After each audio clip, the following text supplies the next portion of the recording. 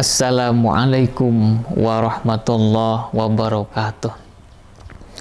Alhamdulillahillazi amarona bibirril walidain.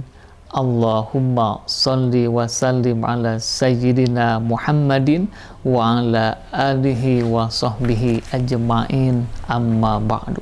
Saudaraku yang dimuliakan oleh Allah Subhanahu wa ta'ala, Allah menegaskan sebanyak 4 kali di dalam Al-Quran, wabil walidaini ihsana. Berbuat baiklah kalian semuanya kepada ibu bapak kalian dengan sebenar-benarnya. Saudaraku, misalnya bisa kita lihat, bisa kita baca di dalam surah Al-Isra ayat ke-23, Allah berfirman, wa qada rabbuka alla ta'budu illa iyyahu wa bil walidaini ihsana. Tuhanmu memerintahkan, mewahyukan bahwa jangan sekali-kali beribadah kecuali hanya kepada Allah, dan berbuat baiklah kepada ibu bapak kalian dengan sebenar-benarnya. Saudaraku, kenapa Allah sampai 4 kali menegaskan harus berbuat baik kepada ibu bapak kita? Kita tahu, kita pahami, dan kita sadari bahwa kita lahir ke alam dunia ini melalui pelantaraan orang tua kita. Kita bisa hidup, kemudian kita menjadi orang yang pintar, kita menjadi orang yang kaya, kita mempunyai berbagai hal, itu semuanya karena pelantaran orang tua kita. Saudaraku yang dimuliakan oleh Allah Subhanahu wa ta'ala, makanya Rasulullah SAW menegaskan bahwa ridallahi fi ridol walidain wa suhtullahi fi suhtil walidain, bahwa keridhaan Allah itu tergantung kepada keridhaan orang tua kepada kita, dan kemurkaan Allah itu pun tergantung kepada kemurkaan orang tua kepada kita. Saudaraku yang dimuliakan oleh Allah Subhanahu wa ta'ala, karena itulah kita harus hati-hati, jangan sampai kita menyakiti orang tua kita, apalagi kita sampai durhaka kepada ibu bapak kita. Ketika orang tua kita dalam kondisi marah, kesal kepada kita, kemudian dia mengucapkan doa, hati-hati itu bisa menggetarkan arasy, dan doanya pasti diijabah oleh Allah Subhanahu wa ta'ala. Saudaraku yang dimuliakan oleh Allah Subhanahu wa ta'ala, betapa dahsyatnya doa seorang ibu atau orang tua kita. Nabi SAW menyampaikan sebuah kisah di dalam hadis sahih, di dalam riwayat Imam Al-Bukhari dan Muslim dan yang lainnya, bahwa di dalam kaum Bani Israel ada seorang yang ahli ibadah, namanya adalah Jurej. Suatu ketika ibunya bermaksud ingin meminta tolong, meminta bantuan kepada Jurej, sementara pada saat itu Jurej sedang melakukan sholat sunnah. Ibunya memanggil, wahai Jurej, Jurej.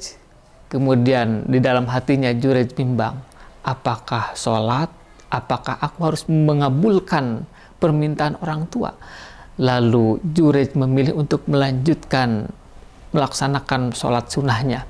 Ibunya kemudian kembali ke rumahnya. Kemudian di hari berikutnya ibunya ingin meminta bantuan lagi pada Jurej. Seperti tadi, Jurej pun memilih untuk melanjutkan sholatnya.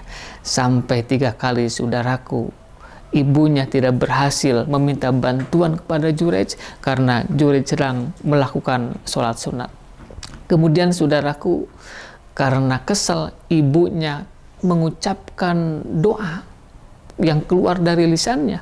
Apa yang dikatakan oleh ibunya? Allahumma la tumithu hatta turiyahu wujuhal musimat.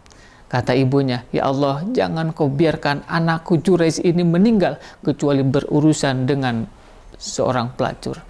Ternyata di kampung itu ada seorang pelacur perempuan, kemudian hamil, melahirkan seorang bayi.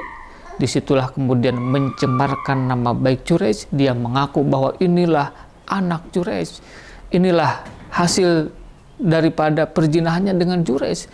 Orang sekampungnya geger karena tahu bahwa Jurej itu adalah orang yang ahli ibadah. Tiada hari, tiada jam kecuali dia melaksanakan sholat.